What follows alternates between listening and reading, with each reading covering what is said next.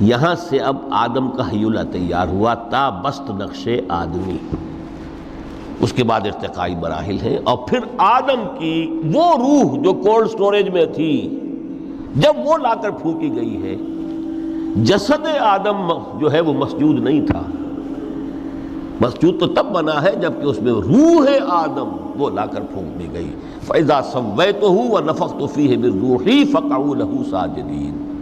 یہاں سے حیات دنیاوی کا آغاز ہو گیا۔ پھر وہ سلسلہ تناسل ہے، آدم اور حوا کی نسل میں سے ہر بچہ 4 ماہ کے بعد جب اس کا ایک حیولہ رحم مادر میں تیار ہو جاتا ہے، حدیث ہے متفق علیہ عبداللہ ابن مسعود سے رضی اللہ تعالی عنہ، اور جس کے اندر آغاز میں وہ کہتے ہیں کہ حضور نے ہمیں یہ بتایا وَهُوَ الصادق المصدوق، دیکھنا تم کہیں شک میں نہ پڑ جانا، محمد کون ہے؟ الصادق المصدوق، جو سچے ہیں، جن کی سچائی کی اللہ گواہی دیتا ہے، کہ رحم مادر میں 40 دن تم نطفے کی شکل میں ہوتے ہو، پھر 40 دن علقہ کی شکل میں ہوتے ہو، پھر 40 دن تو مضغہ کی شکل میں ہوتے ہو، پھر اللہ تعالیٰ فرشتے کو بھیجتا ہے جو اس میں روح پھونکتا ہے۔ وہی عمل جو آدم کے جسد حیولہ کے ساتھ ہوا تھا، ہر ابن آدم اور بنت آدم کے لیے وہی عمل ہے کہ جو رحم مادر میں 4 مہینے کے بعد دہرایا جاتا ہے۔ یہاں سے حیات دنیاوی شروع ہوئی، پھر موت، یہ دوسری موت ہے۔ اب پہلی موت تو وہ تھی، لیکن دوسری موت یہاں سیپریشن ہو جائے گی۔ جو زمین سے آیا تھا تخلیقی مادہ، وہ جسم میں گیا، جسم زمین میں گیا، گل سڑ کر ختم ہوا۔ جو وہاں سے روح آئی تھی وہ اس زمینی وجود کا جو لب لباب ہے، جان، نفس، اس کو لے کر اپنے ساتھ، اور وہ جائے گی عالم بالا کو۔ پھر یہ ایک وقفہ ہے، پھر بعث بعد الموت ہے۔ تو احیاء بھی 2 ہو گئے، ایک مرتبہ پہلی موت کے بعد زندہ کیا اس عالم میں، آنکھ کھلی اس عالم میں ہماری، یہ پہلا احیاء تھا۔ کیف تکفرون باللہ وکنتم امواتا فاحیاکم ثم یمیتکم ثم یحییکم ثم الیہ ترجعون۔ دوسرا احیاء وہ ہوگا قیامت کے دن، بعث بعد الموت، اور پھر اس کے بعد وہ زندگی ابدی زندگی ہے، ہمیشہ کی۔ یہ تصور سامنے رکھیے۔ تو یہ جو تھوڑا سا وقفہ، یہ تو زندگی بہت طویل ہے۔ تو اسے پیمانہ امروز و فردا سے نہ ناپ، جاویداں پہم دماں، ہر دم جواں ہے زندگی۔ اس میں یہ وقفہ جو ہے، خلق الموت والحیات لیبلوکم ایکم احسن عملا، یہ اس جسد کے ساتھ اس روح کا اتصال، اور یہ 30 40 50 60 70 80 100 برس کی عمر، یہ ایک وقفہ ہے، یہ امتحانی وقفہ ہے، تمہیں جانچا جا رہا ہے، پرکھا جا رہا ہے۔ ایکم احسن عملا، اس کو بھی اقبال نے اسی نظم میں خوب بیان کیا ہے کہ قلزم ہستی سے تو ابھرا ہے مانند حباب، اس زیاں خانے میں تیرا امتحان ہے زندگی۔ اب اگر تو 2 چیزیں انسان پر واضح رہیں، اور نہ صرف واضح رہیں، مستحضر رہیں۔ واضح تو ہو جاتی ہے ایک چیز، پھر آدمی بھول جاتا ہے، تو کوئی فائدہ نہیں دیتا اس کے۔ مستحضر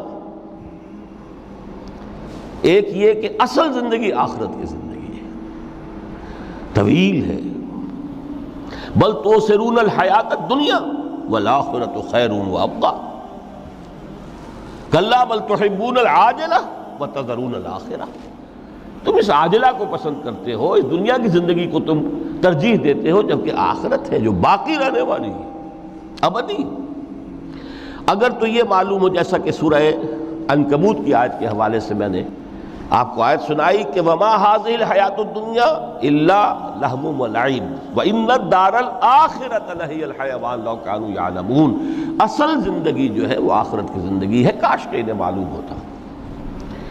ایک حقیقت تو یہ معلوم ہو اور مستحضر رہے کہ اصل زندگی آخرت کی زندگی ہے، اور دوسری حقیقت یہ کہ یہ دنیا کی زندگی ایک امتحانی وقفہ ہے۔ قلزم ہستی سے تو ابھرا ہے مانند حباب، اس زیاں خانے میں تیرا امتحان ہے زندگی۔ یہ مستحضر رہے تو اس کا نتیجہ کیا نکلے گا؟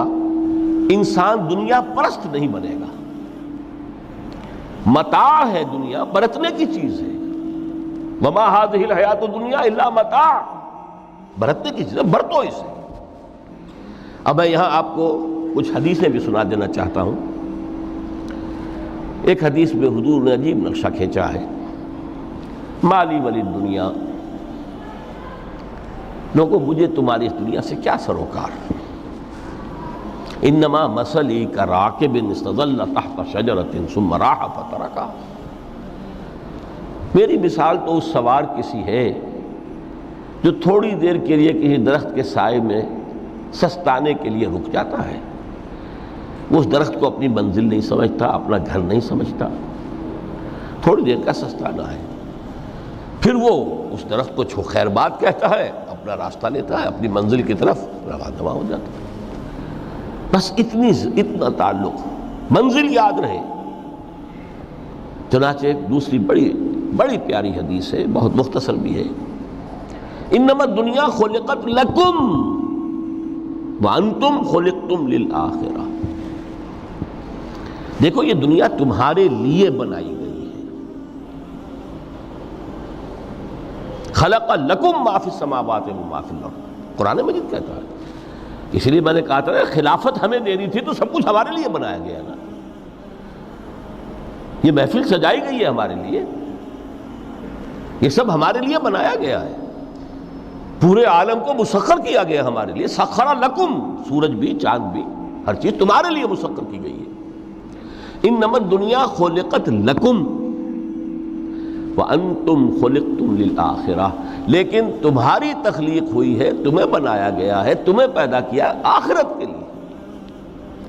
یہ منزل یاد رہے. میرا ٹھکانہ وہ ہے، میرا گھر وہ ہے، میری منزل وہ ہے. یہ راہ گزر ہے، یہ سفر ہے، یہ ایک وقفہ ہے، امتحانی وقفہ ہے. خلق الموت والحیات لیبلوکم ایکم احسن عملا. لیکن اب تیسری حدیث سنیے، اور یہ ہے وہ کہ جو اس دنیا کو جو میں نے شروع میں کہا تھا بڑی ٹھوس حقیقت ہے. یہ اللہ کی تخلیق ہے، سنجیدہ تخلیق ہے. ہم نے کوئی کھیل کود کے لیے تو نہیں بنایا ہے. ربنا ما خلقت ھذا باطلا. حضور فرماتے ہیں الدنیا مزرعۃ الآخرہ، دنیا آخرت کی کھیتی ہے. یہاں بوؤ گے تو وہاں کاٹو گے، یہاں بوؤ گے نہیں تو کاٹو گے کیا خاک. اس اعتبار سے غور کیجئے، یہ دنیا اور حیات دنیاوی کا ایک ایک لمحہ ایک بڑی عظیم حقیقت بن کر سامنے آتا ہے. ہماری حیات دنیاوی کا ایک ایک لمحہ ابدی ہے پوٹینشلی. کیوں کہ اس میں جو کچھ ہم کما رہے ہیں اس کے نتائج ابدی زندگی پر پھیلے ہوئے ملیں گے.